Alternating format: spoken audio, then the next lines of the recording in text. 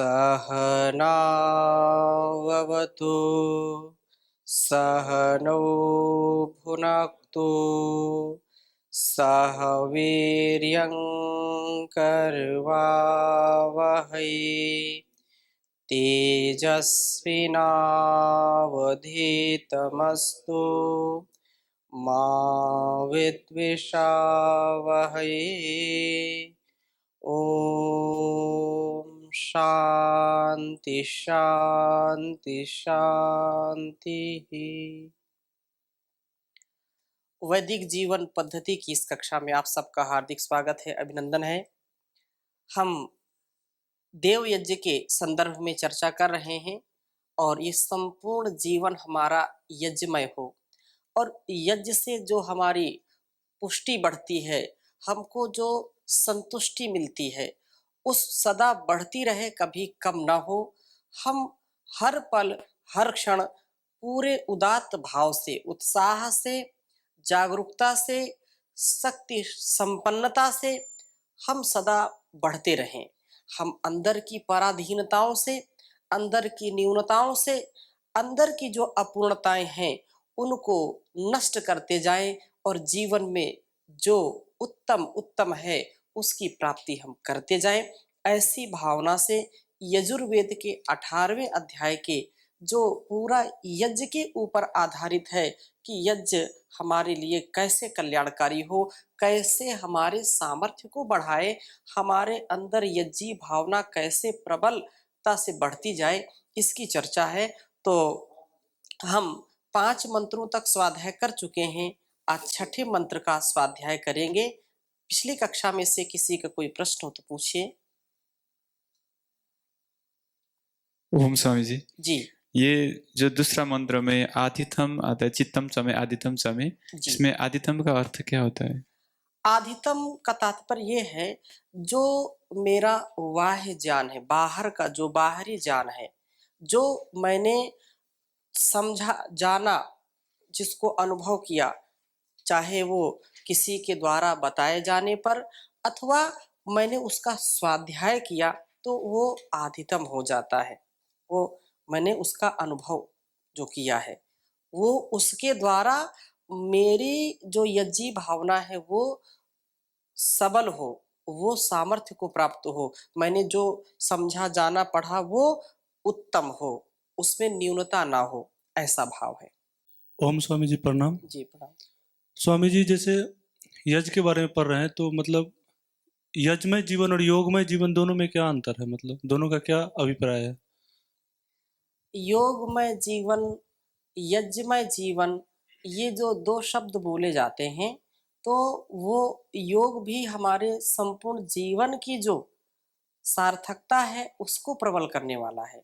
और योग से केवल योग प्राणायाम को न लेकर के जो भी भद्र है हमारे जीवन में, जो भी हमारे आध्यात्मिक सामर्थ्य को बढ़ाते हैं, वो योगमय जीवन होता है। योगी का कैसा जीवन हो, तो एक तो योग का ये तात्पर्य है कि हम शक्ति संपन्नता को प्राप्त करके और उस ईश्वर से सदैव समर्पित भाव से जुड़े रह करके ईश्वर अर्पण कार्यों को करते रहें।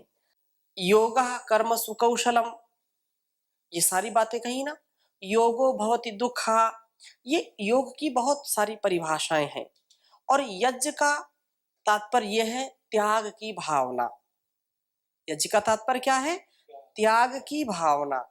और उस त्याग से, यद्यपि उसमें भी प्राणायाम या अन्य जो यौगिक क्रिया करते हैं उसमें भी इस भाव को लिया जाता है, परंतु मूल रूप से जो समर्पण की भावना है, जो त्याग की भावना है, जो आत्म कल्याण से लोक कल्याण की भावना है, वो यज्ञी भावना कहलाती है।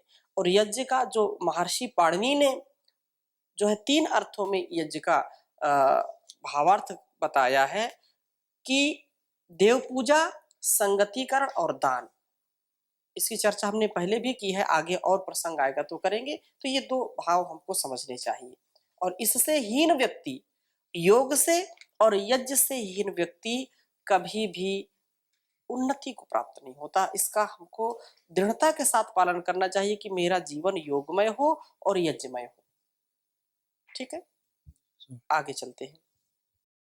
आगे बहुत ही सुंदर बात कह रहे हैं और 5 मंत्रों तक हमने स्वाध्याय किया था। छठे मंत्र को ले रहे हैं, इसको आप लिख लीजिए। ऋतम चमे अमृतम चमे।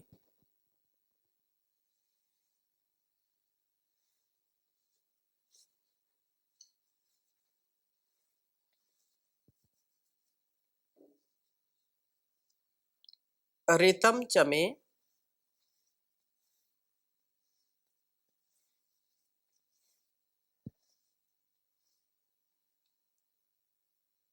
अमृतम चमे।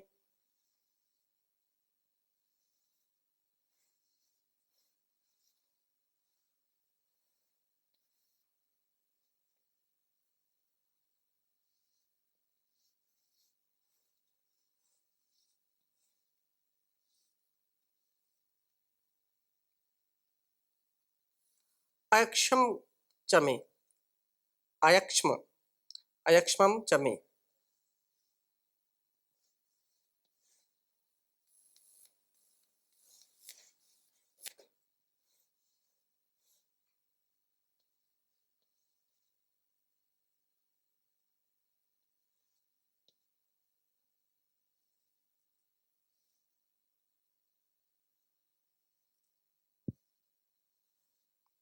अयक्ष्मम चमे।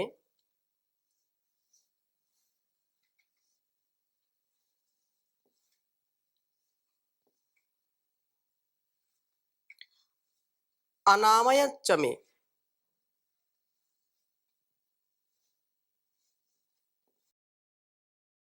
अनामयम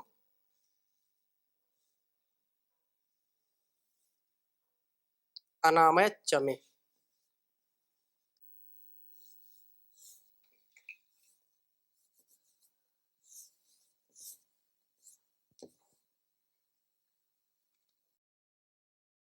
अनामय चमे।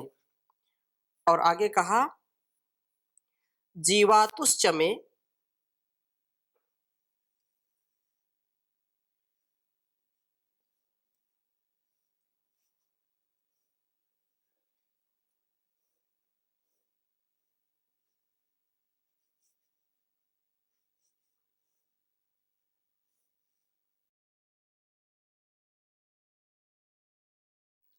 जीवातुश्चमे।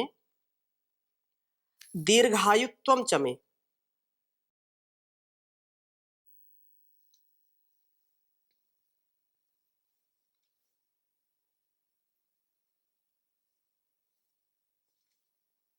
दीर्घायुत्वम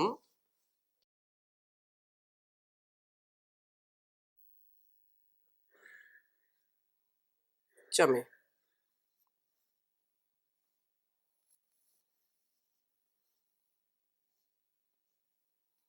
दीर्घायुत्वम चमे। अनमित्रम चमे।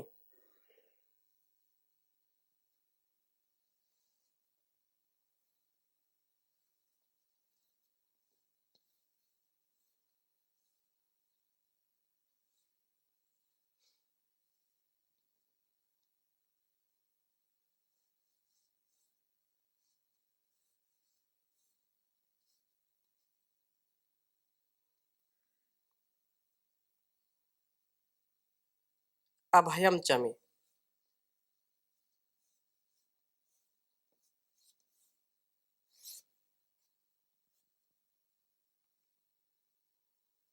अभयम चमे।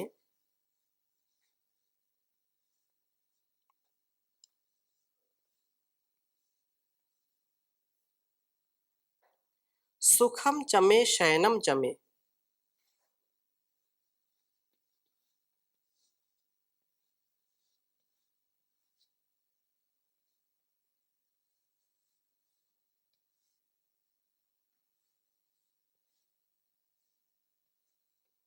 सुखम चमे शयनम चमे।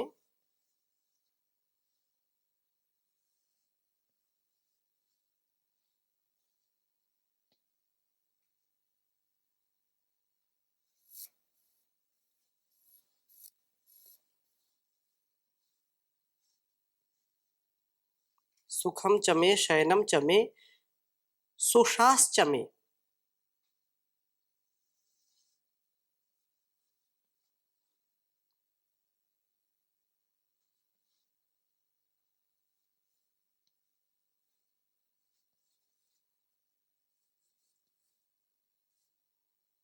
सुशास चमे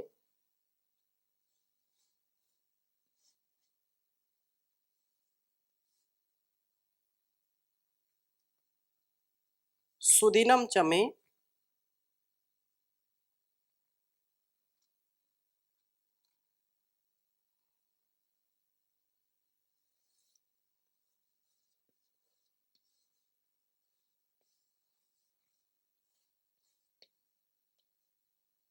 सुदिनम चमे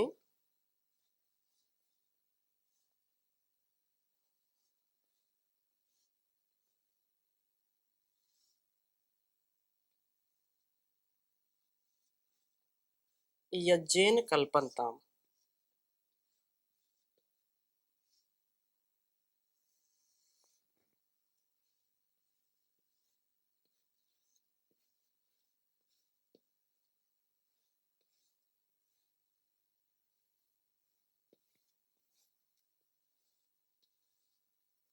उच्चारण करेंगे एक बार। ऋतम चमे अमृतम चमे अक्षम चमे अनामयत चमे जीवातुश्चमे दीर्घायुत्वम चमे अनमित्रम चमे अभयम चमे सुखम चमे शयनम चमे सुशास चमे सुदिनम चमे यज्ञेन कल्पन्ताम्। ऋतम चमे अमृतम चमे अयक्ष्मम चमे अनामयत चमे जीवातुश्चमे दीर्घायुत्वम चमे अनमित्रम चमे अभयम चमे सुखम चमे शयनम चमे सुशास चमे सुदिनम चमे यज्ञेन कल्पन्ताम्। ये जो छठा मंत्र है इसका भाव इस प्रकार से यहाँ पर दिया कि ऋतम चमे, बहुत विशेष बात है ऋतम चमे, क्योंकि जीवन में जब तक ऋत का पालन नहीं करेंगे, यथार्थ का पालन नहीं करेंगे, तब तक ऐसा जीवन हमारा रहेगा कि पूरा जीवन भी हम जी गए लेकिन पता नहीं चला कि लक्ष्य क्या है और क्या हमने पाया और क्या खोया। ऐसे भोगों की अंधी दौड़ में बिना लक्ष्य के जीवन को जीना ये बुद्धिमानों का कार्य नहीं है। अतः ये बहुत सुंदर प्रार्थना यहाँ पर की है कि हे प्रजापति परमेश्वर, आप ऋतंच में मेरा सत्य व्यवहार जो है, जो यथार्थ का व्यवहार है, उसके द्वारा मैं अपने जीवन को यज्ञ बनाऊं।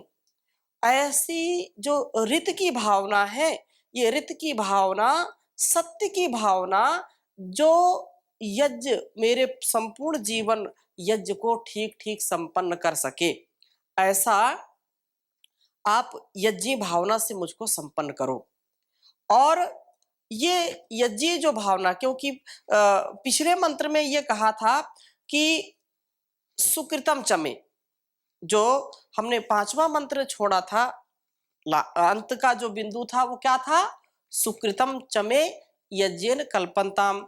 और यहाँ पर सुकृत की व्याख्या को प्रस्तुत करने के बाद ऋतन चमे, ऋत जो हमारा ऋतम, मेरे जीवन में ऋत हो, ऋत वही है जो यथार्थ है, अयथार्थ नहीं, जो राइट है, जो रॉन्ग नहीं है, रॉन्ग लाइफ नहीं, राइट लाइफ हो।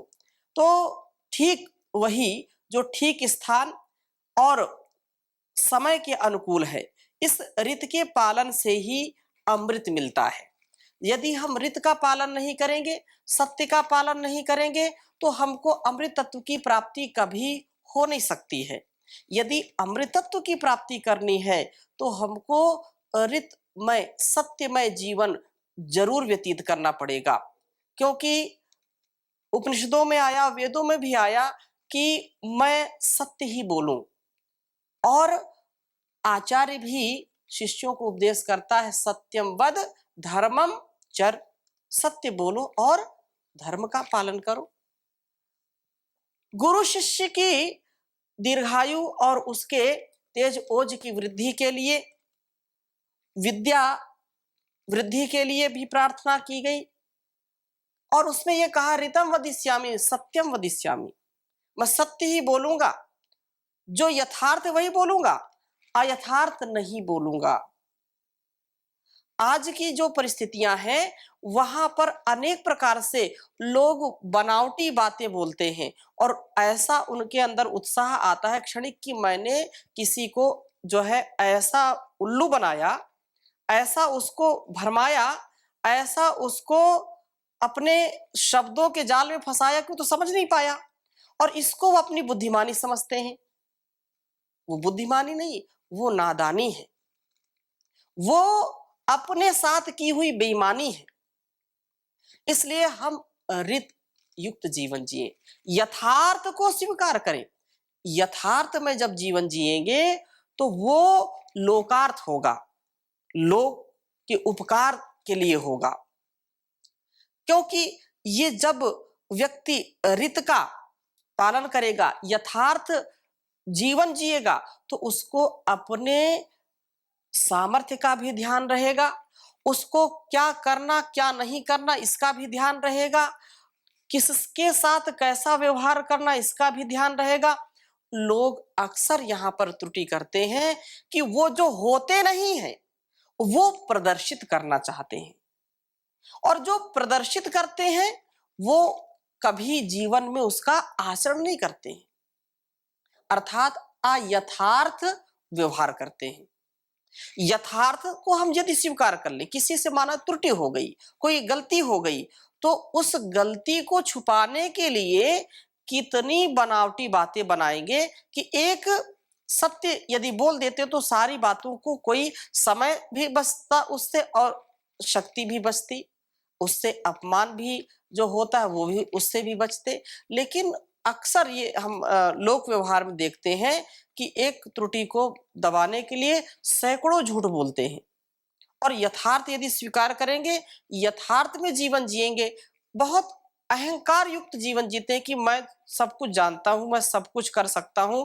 यद्यपि मनुष्य का सामर्थ्य बहुत ही महत्वपूर्ण है और सबसे सामर्थ्यशाली इसको परमात्मा ने बनाया है, लेकिन हमेशा इस बात का ध्यान रखना चाहिए कि मेरे सामर्थ्य से भी कई गुना सामर्थ्य वाले लोग हैं, चाहे बौद्धिक स्तर से हो, चाहे शारीरिक स्तर से हो, चाहे धन ऐश्वर्य के स्तर से हो, मेरे सामर्थ्य से कई गुना सामर्थ्य वाले लोग इस संसार में हैं। इसलिए अहंकार से बचना चाहिए, अयथार्थ जीवन न जी करके अपने यथार्थ को जान करके वैसा सच से युक्त जीवन जीना चाहिए, और जिनके जीवन में सत्य है वही उन्नति कर पाते हैं। तो यहाँ जो बात कही है कि मैं ऋत का पालन करने वाला हूं और वह सारे ऋत के पालन से अमृतत्व की प्राप्ति हो, मुझे अमृत की प्राप्ति हो, और स्वाभाविक मृत्यु को छोड़ करके जो रोग रूप मृत्यु है उसमें मैं कभी भी अपने को असहाय महसूस ना करूं, अर्थात रोगों से बचता रहूं, किसी भी प्रकार का रोग ना हो। मैं जो कहा कि अमृतम, अमृत यही है कि न अमृत, अमृत जो कभी मरता नहीं है, अमृतत्व की प्राप्ति हो गई। तो स्वाभाविक रूप से मृत्यु को छोड़ करके जो रोग रूप मृत्यु है उसमें से मैं बचा रहूं।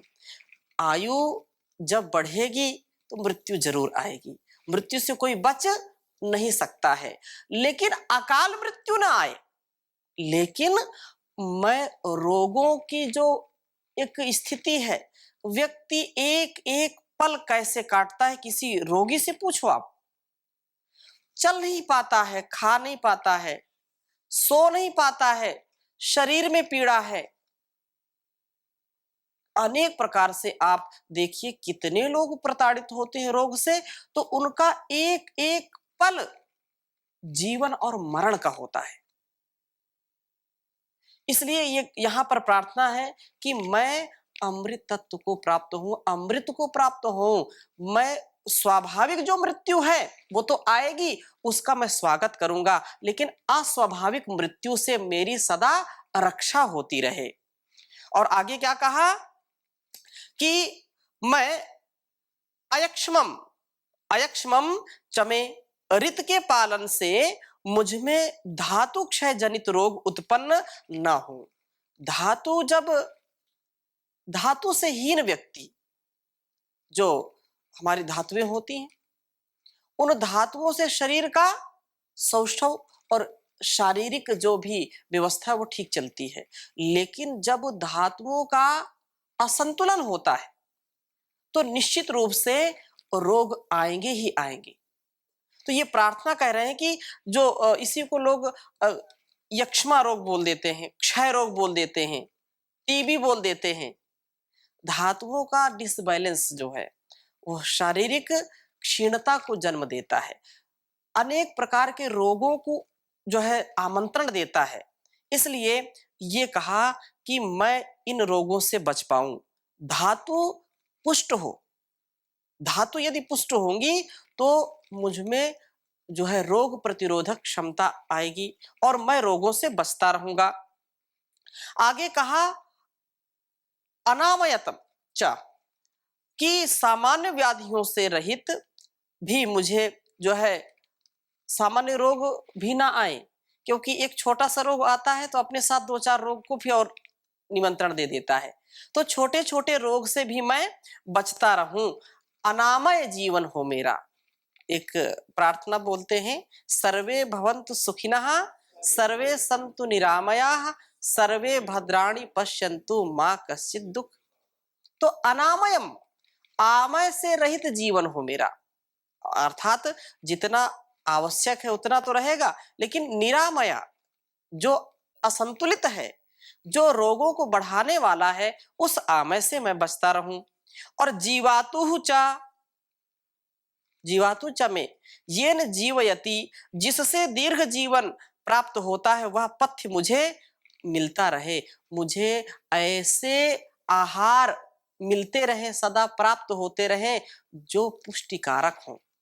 ऐसे आहार का मैं सदा सेवन करता रहूं और वो आहार आपकी कृपा दृष्टि से मुझको प्राप्त होते रहे, जो मेरे तन और मेरे मन के रोगों से मेरी रक्षा सदा करते रहे।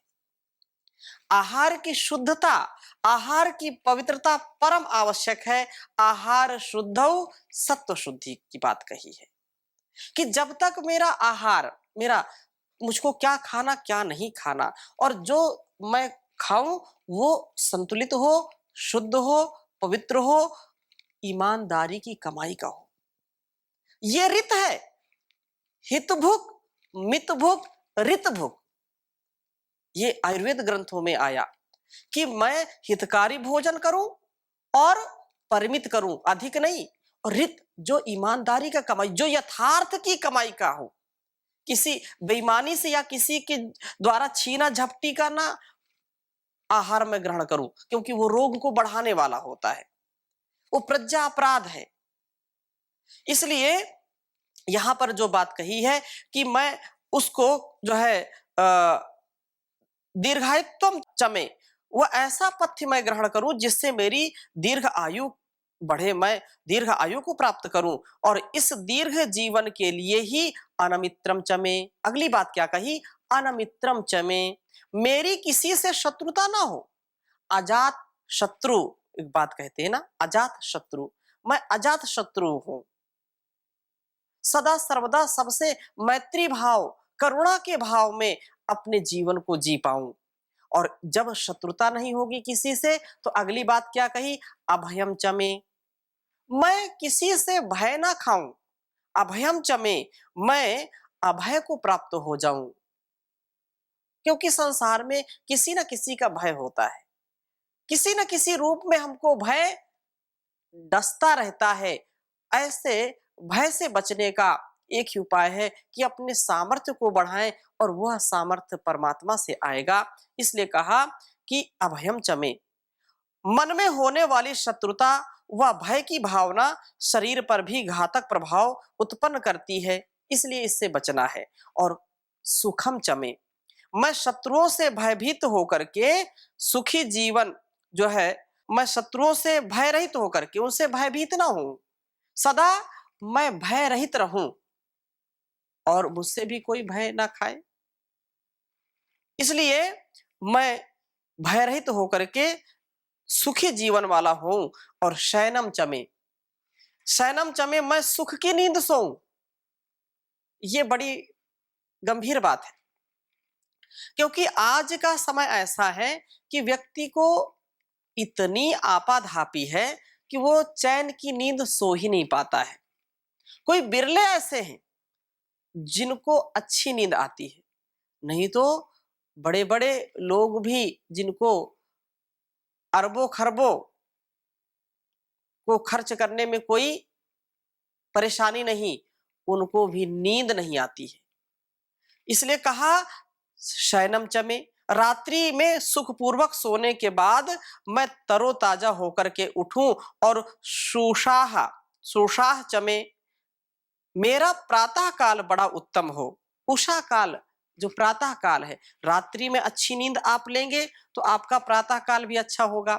इसलिए प्रातः काल उत्तम हो, मैं अपने प्रातः कृत्यों को उत्तमता से संपादित कर सकूं। तथा सुदिनम चमे, जब प्रातः काल अच्छा होगा तो मेरा संपूर्ण जीवन और ये पूरा दिन, क्योंकि एक दिन एक जीवन के बराबर हमको जीना है, तो वो मेरा सारा दिन यज्ञ दान आदि के उत्तम कार्यों में लगे, सुंदरता से बीते, किसी भी प्रकार की कठिनाई ना हो।